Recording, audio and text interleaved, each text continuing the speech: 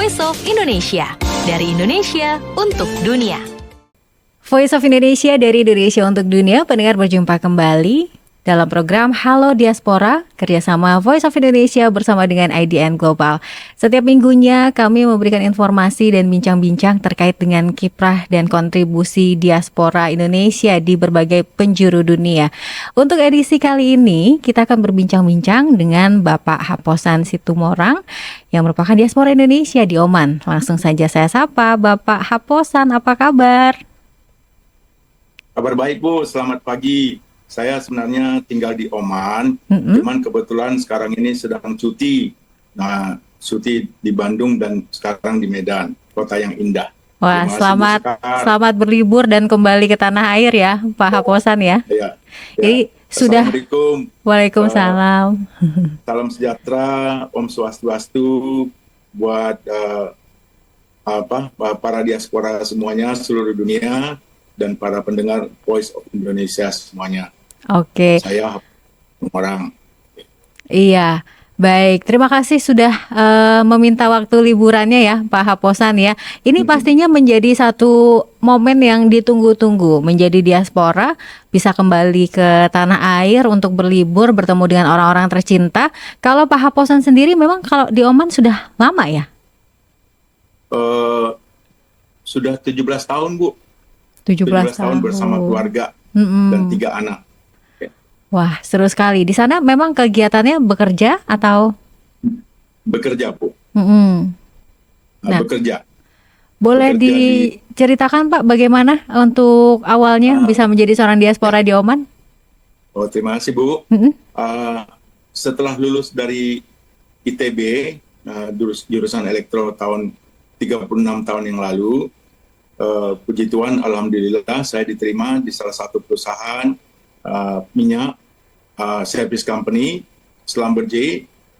Langsung saya dikirim ke Australia untuk training 3 bulan. Kemudian setelah itu saya dikirim ke Mesir juga untuk training. Jadi perusahaan ini benar-benar mentraining sumber daya manusianya. Setelah itu saya ditempatkan di Pakistan selama 3 tahun. Dan saya sudah selama 36 tahun sudah bekerja di berbagai belahan dunia, sudah semua benua lah, Bu. Semua benua ya. Jadi ya itulah, terima kasih atas kesempatannya ini. Ini rahmat Tuhan yang dari untuk saya. Oke. Jadi tahun 2006, tingkatnya tahun 2006 saya dipindahkan Schlumberger ke Oman. Di Oman saya lihat, waduh, ini negaranya sangat welcome gitu loh. Terus keluarga saya juga senang, orang Omannya juga sangat welcome, sangat baik, kekeluargaan ya. Jadi saya putuskan, kalau bisa saya berlama-lama di sini di Oman. Makanya karena kan Schlumberger ini perusahaannya kita dipindah-pindah, Bu. Biasanya sekali 2 tahun, 3 tahun kita dipindah. Tapi karena supaya saya bisa tetap di Oman, saya coba pindah ke salah satu perusahaan minyak, namanya PDO, Petroleum Development Oman, semenjak tahun 2012.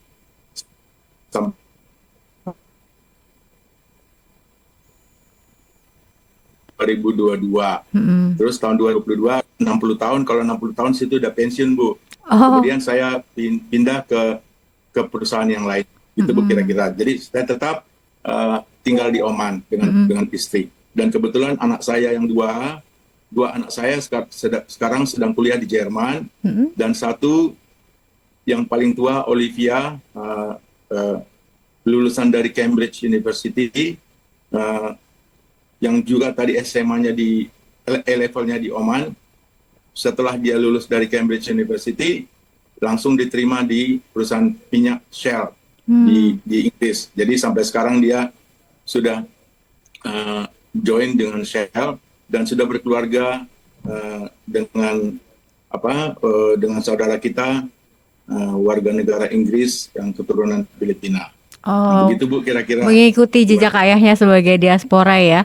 Tapi satu hal yang saya lihat dari kecenderungan para diaspora ini, sejauh apapun kaki melangkah gitu ya Pak, mau ke benua apapun, pasti yang namanya tanah air itu akan selalu terkenang. Dan ini salah satunya adalah Bapak Haposan Situmorang sendiri yang masih belum bisa move on pastinya ya dari desa Sionom Hudon Sibulbulon. Itu memang Bapak asli daerah situ? Ya Bu, Mm-mm. kakek saya dari situ, orang tua saya lahir di situ. Mm-mm. Jadi saya cucunya desa tersebut Bu. Mm-mm. Oke, jadi sebagai putra daerah asli gitu ya, kemudian Ya Bu. memiliki untuk cita-cita untuk bisa berkontribusi kepada tanah kelahiran sendiri dan juga orang tua begitu ya Pak ya. Ya Bu. Oke, ini Ya Bu. boleh diceritakan ini sejak kapan? Apakah memang sudah sejak menjadi diaspora di Oman atau memang awalnya sudah dari sejak dahulu ketika pindah ke Australia, saya pasti akan kembali ke tanah air untuk membangun tempat kelahiran saya atau seperti apa? Iya Bu. Jadi sebenarnya ceritanya awalnya dari orang tua saya meminta, bantulah saudara-saudaramu yang ada di kampung. Mereka sangat miskin. Tapi sepertinya gayung bersambut. Saya sebagai salah seorang diaspora global, kita ada namanya working group bangun desa di diaspora. Jadi kita punya program namanya Diaspora Bangun Desa. Jadi dengan adanya program ini, saya menggabungkan antara permintaan ibu saya dan keinginan saya dan program Diaspora Bangun Desa, Diaspora Global Bangun Desa. Jadi kira-kira saya gabungkan sehingga semuanya bersinergi. Dan ternyata alhamdulillah semuanya berjalan dengan baik, sukses, dan saya jadi makin cinta untuk membantu rakyat-rakyat miskin yang ada di desa-desa. Nanti akan saya ceritakan, Bu. Baik, nah ini mulainya sejak kapan nih Pak? Dari tahun berapa?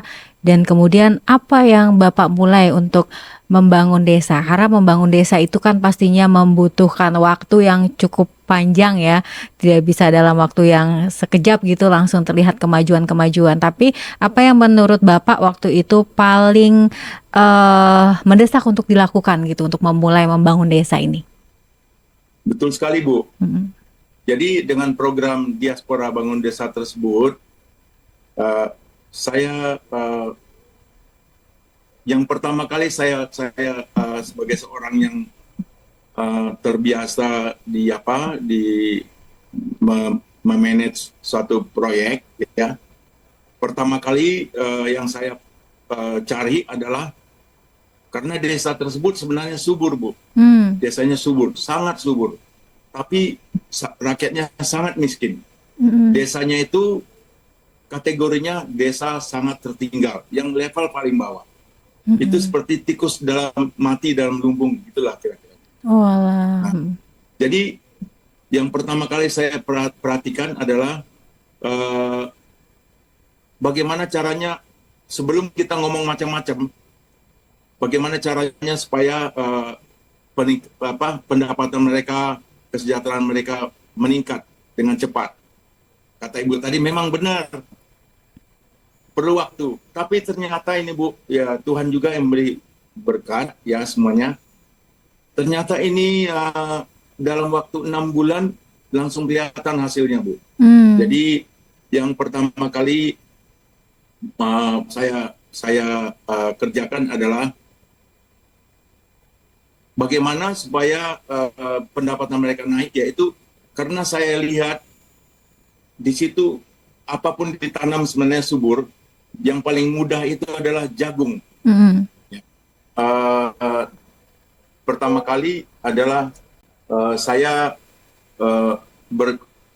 berinisiasi untuk membantu mereka tanam jagung. Karena jagung ini hanya 4 bulan sudah menghasilkan.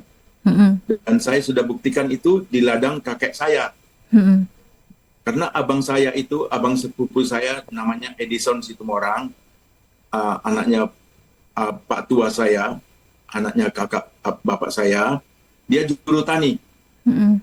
Nah, dia yang sebagai juru tani dia mengerti, tapi tidak ada modal, Bu. Mau pinjam ke bank, banknya nggak syaratnya rumit, gitu. Seperti biasa.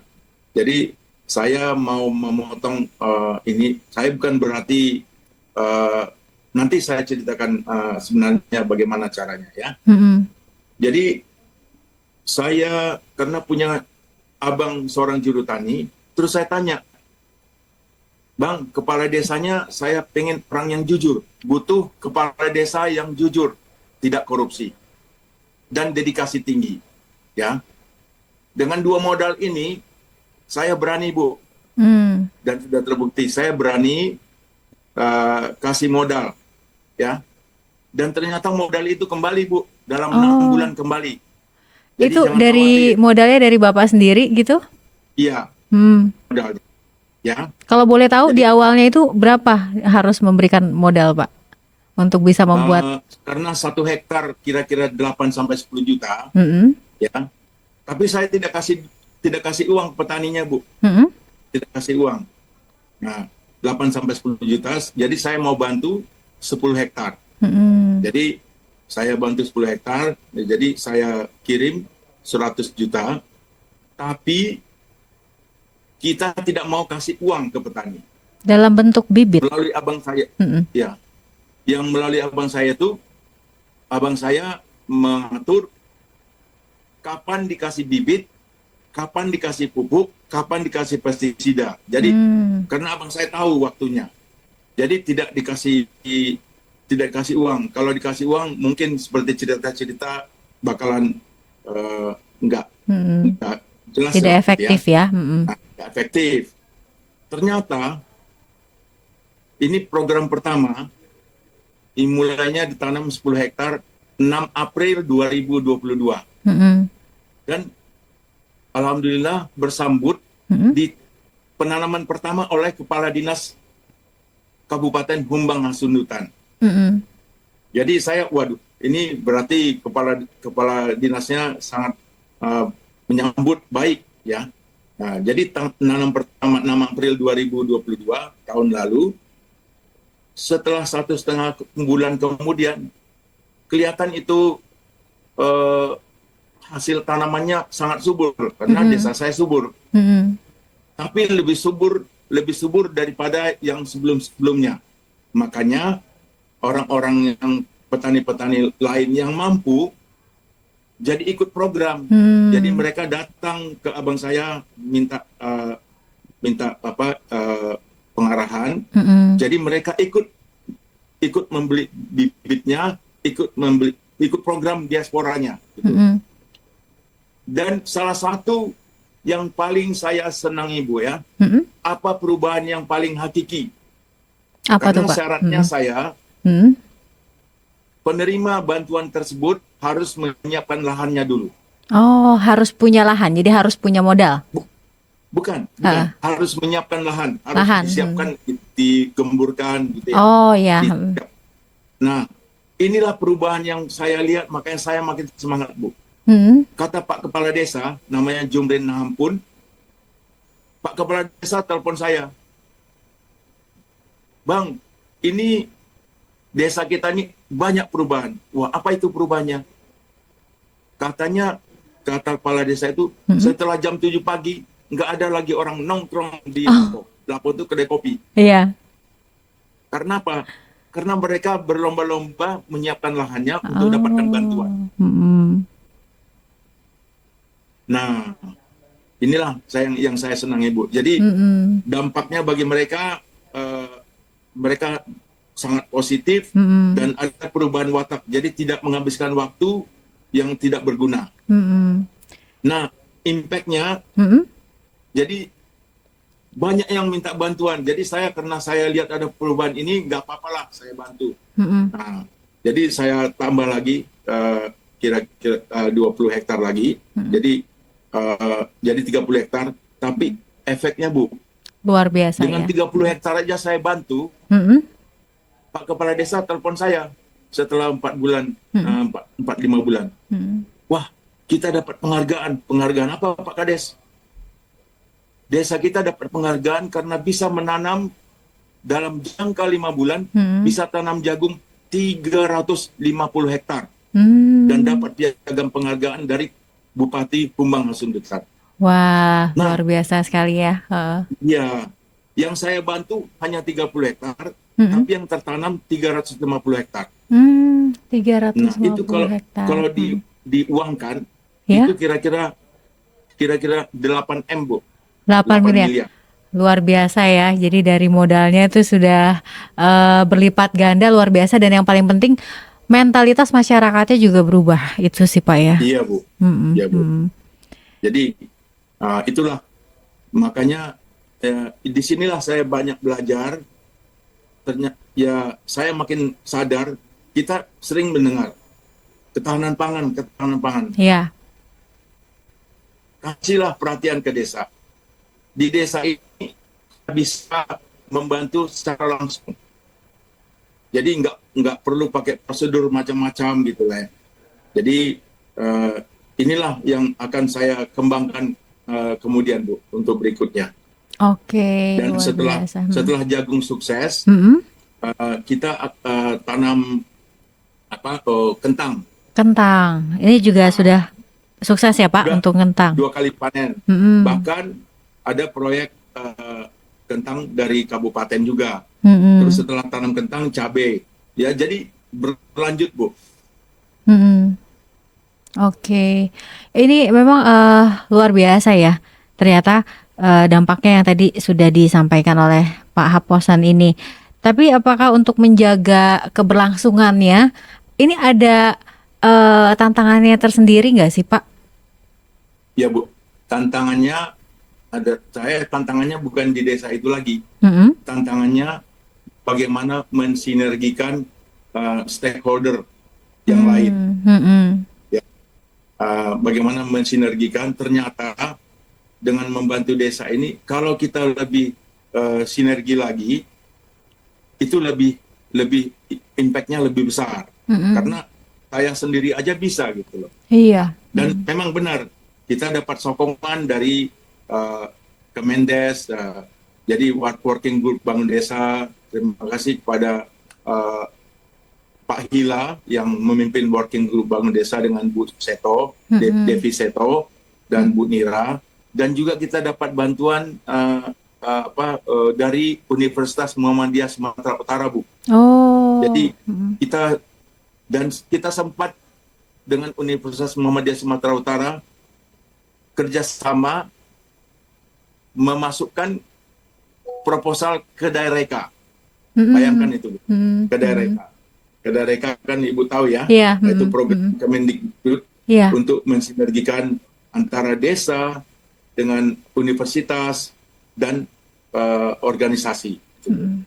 Oke, luar biasa ya Pak. Tapi sebetulnya kalau dari keberhasilan Bapak Haposan Situmorang ini, mungkin ini juga bisa menjadi contoh bagi diaspora lainnya yang juga ingin mengembangkan desanya ketika mereka kembali atau bisa dari jauh seperti Pak Haposan ini ya. Sebetulnya apa sih kuncinya? Apakah memang dari tadi kepala desa yang jujur, atau memang harus ada seperti Pak Haposan cukup beruntung ya, karena masih ada kakak yang bisa membantu dan menghubungkan. Tapi apa kuncinya kalau menurut Bapak dari keberhasilan ini semua?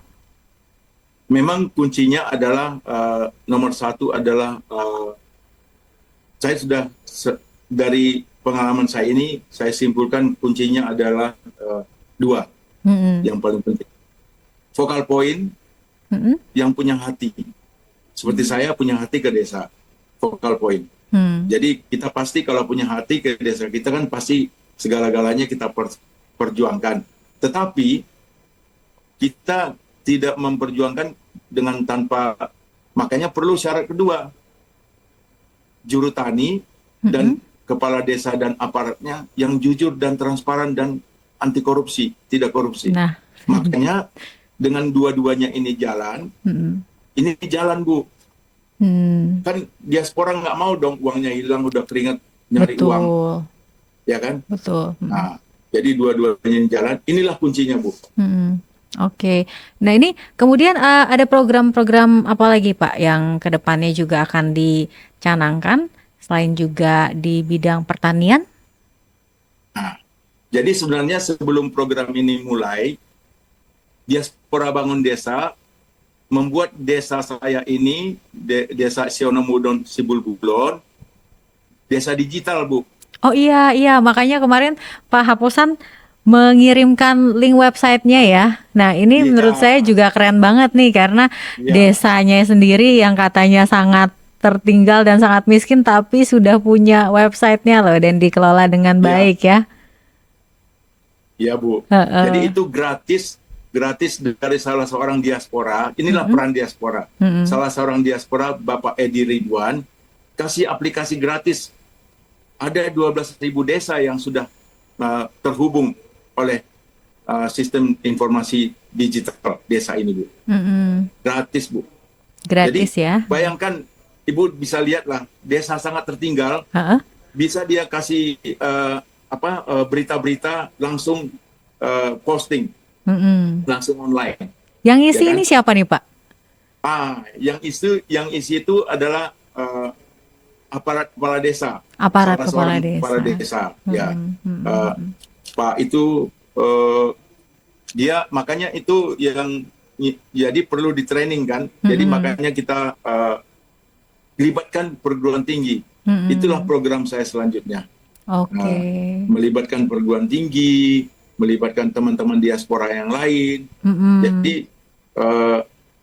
jadi dengan adanya digitalisasi desa tersebut sudah terhubung dengan dunia luar. Mm-mm. Ya, Mm-mm. kepala desanya tuh sudah dengan suksesnya ini Bu, diundang kemana-mana Bu. Oh. Dia tadinya nggak tahu Zoom, Mm-mm. sekarang udah canggih mengenai Zoom segala macam. Nah, Wih. tanggal tanggal 19 Maret yang lalu, Mm-mm. beliau saya minta ikut presentasi setahun diaspora bangun desa. Beliau Pak Jumrin Naham pun presentasi di Zoom dengan Kemendes. Hmm. Nah, bayangkan seorang kepala desa Heeh. bisa Dari letaknya juga satu, desanya ini tuh saya jadi penasaran nih Pak. Desa Sionom Hudon Sibulbulon itu kalau dari kota terdekat gitu ya yang biasa diketahui oleh pendengar dan penonton Voice of Indonesia tuh kira-kira di mana gitu. Dolok Sanggul terdekat tapi 2-3 jam juga Bu, karena jalannya masih belok-belok gitu Bu. Terdekat Mm-mm. memang. Nah, tapi Oh. waktunya 2-3 jam. Makanya itulah tantangan berikutnya, Mm-mm. saya mimpikan berikutnya. Oke. Bagaimana supaya memotong Mm-mm. ke Silangit. Mm-mm. Karena desa saya ini punya potensi wisata Bu. Apa tuh Pak potensi wisatanya? Ada 2 wisatanya. Ya. Wisata alam dan wisata sejarah. Mm-mm. Kalau Kenapa sejarahnya? sejarahnya? Karena disitulah makam Sisingamaraja pahlawan kita. Oh. Nah, Apakah berasal dari sana juga? bukan, Bukan. karena dulu bukan berasal dari Mm-mm. sana. Karena dulu pada saat bergerilya, Mm-mm. beliau ke sana gitu. Mm-mm. Kemudian meninggal ditembak oleh tentara Belanda di sana. Mm-mm. Jadi ada lagi ceritanya itu Bu. Jadi ya, jadi wisata sejarah Mm-mm. itu makamnya. Yang kedua wisata sejarah itu markasnya, Mm-mm. ya markas Sisingamaraja. Mm-mm. Ya, yang ketiga budaya di situ, budaya desa. Itu wisata sejarah. Mm-mm. Sampai sekarang sudah ramai yang datang Bu. Cuman karena kendala Jarak eh, ya. jarak sebenarnya nggak jauh Bu. Mm-mm. Cuman karena jalannya masih kecil. Oh, Jadi oke. 3 jam. Jadi sebenarnya kalau bisa ada alternatif Mm-mm.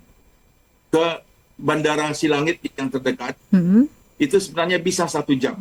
Oke, baik. Asal ada kira-kira 7 kilometer lagi yang belum tersambung.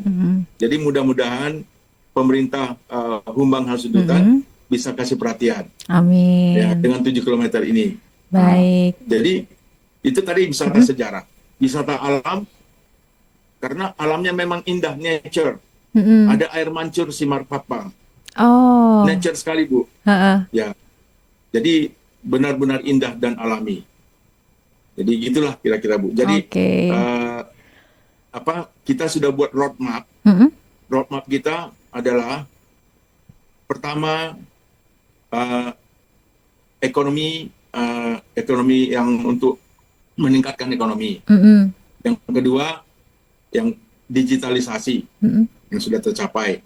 Yang ketiga pariwisata. Itu ya, tujuan yang kita yang ketiga. Nanti mudah-mudahan kita bisa meniru seperti yang dibuat Pak Jokowi di Labuan Bajo, desa wisata. Jadi masyarakat dibuatkan rumah-rumah, ya bisa wisatawan bisa tinggal di situ. Amin. Gitu ke depannya. Baik. Nah, ini saya jadi tertarik nih Pak ya, karena Bapak Haposan Situmorang sendiri putra daerah, jauh sekali dari pusat kota, apalagi dari Jakarta. Ini sudah bisa memberikan kontribusi yang sangat besar dan kemudian juga sudah bisa menjelajahi dunia gitu ya. Dan ini sebetulnya bisa menjadi inspirasi juga bagi masyarakat ataupun juga pendengar yang saat ini sedang mendengarkan. Karena buat saya sendiri juga sangat luar biasa ya. Kita tidak terbayang dulu seperti apa Pak Haposan Situmorang ketika kecil, kemudian pindah hidup di sana hingga kemudian bisa sampai ada di titik ini. Mungkin terakhir Pak, karena terbatas waktu nih, padahal masih banyak juga yang ingin saya sampaikan. Ada nggak sih pesan-pesan yang ingin disampaikan kepada pendengar kami untuk bisa sampai di titik ini? Mungkin nilai-nilai atau apa yang Bapak percaya? Ya, saya percaya Indonesia kita ini sangat kaya. Yang paling cepat bisa dilaksanakan adalah dengan ketahanan pangan melalui desa. Jadi bisa dilaksanakan secara pribadi-pribadi, seperti yang saya laksanakan. Nah, yang seperti cara-cara saya tadi itu, kemudian kalau dibantu, ini sudah kita lakukan, dibantu oleh perguruan tinggi untuk teknik, misalnya, ini kebetulan desanya pertanian. Tapi kalau desanya misalnya peternakan, ya perlu juru ternak gitu loh. Jadi sebenarnya kita fokuslah ke desa. Mudah-mudahan kan ini ada undang-undang omnibus cipta kerja. Ya. Mungkin perlu kita pikirkan, mungkin sekarang sedang dipikirkan oleh undang-undang desa itu, bagaimana supaya ada mirip, jadi satu sinergi gitu loh. Satu pintu. Kayak penanaman modal satu pintu oleh Pak Bahlil. Ya kan? Nah, jadi kalau bisa desa ini satu pintu, ini sangat membantu. Kita diaspora sudah banyak teman-teman yang berminat dengan program ini, karena ternyata bisa dan hasilnya cepat, langsung, karena kita akan langsung berhubungan, Bu. Nggak perlu melalui badan-badan lain, kita langsung. Jadi, nah harapan saya, karena tadi kan butuhnya modal. Mudah-mudahan, tapi sekarang sudah bank di kampung saya sudah kasih pinjaman, Bu. Wah. Ke desa. Alhamdulillah. Alhamdulillah, ya. Jadi mudah-mudahan ini bisa diperluas lagi. Nah, supaya mereka sebenarnya asal diawasi dengan ini jujur. Jadi kalau uangnya dipinjamkan itu jangan dipotong-potong, ya, karena kasihan petani itu. Jadi yang penting kasihlah dia modal, karena jangan mengembalikannya bulan depan. Jadi mengembalikannya pada saat panen. Jadi kita rubah sistemnya. Kan kalau bank itu kan bulanan. Nah, yang sistem saya itu setelah panen, Bu.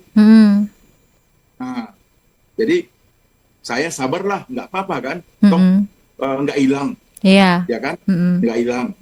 Nah, jangan buat bulanan. Kalau bulanan ya dia nggak punya, belum panen, dari mana uang petani? Gitu. Nah, jadi saya ingin dengan teman-teman saya sudah menghubungi salah satu universitas HKBP Nomensen di Medan. Saya sudah meeting kemarin untuk lebih mengembangkan program ini ke desa lain, yang desa-desa lain di Sumatera Utara, maupun nanti kita melalui working group Bangun Desa, kita sudah ada flyernya, juklaknya, bagaimana caranya ikut dengan program Diaspora Bangun Desa. Jadi itulah harapan saya, Bu. Mudah-mudahan ada semacam omnibus untuk desa. Amin, gitu, amin. Senang sekali bisa mendengarkan cerita dari Pak Haposan Sitomorang ini, karena kalau mendengar berita-berita positif dan juga berita-berita baik seperti ini, semoga bisa menular juga ya kebaikan-kebaikan dan Bu. juga semangat dari Bapak Haposan dan juga teman-teman di IDN Global lainnya. Dan pendengar Voice of Indonesia, ini tadi bincang-bincang kita bersama dengan Bapak Haposan Sitomorang. Melalui bincang-bincang tadi kita bisa melihat ya bahwa ternyata diaspora Indonesia walaupun jauh dari tanah air, tapi hatinya selalu ada di tanah air juga, di tanah kelahirannya. Dan walaupun tidak di Indonesia, hati, pikiran, dan juga kontribusinya itu selalu terus berjalan bagi negeri. Terima kasih sekali lagi Bapak Haposan Sitomorang. Ya? Minta satu, boleh ngomong? Boleh, 5 detik. Ya, silahkan. Tanggal 12 Agustus, kita Diaspora mengadakan 12 Agustus 2023 ini, Diaspora Global mengadakan kongres di Jakarta.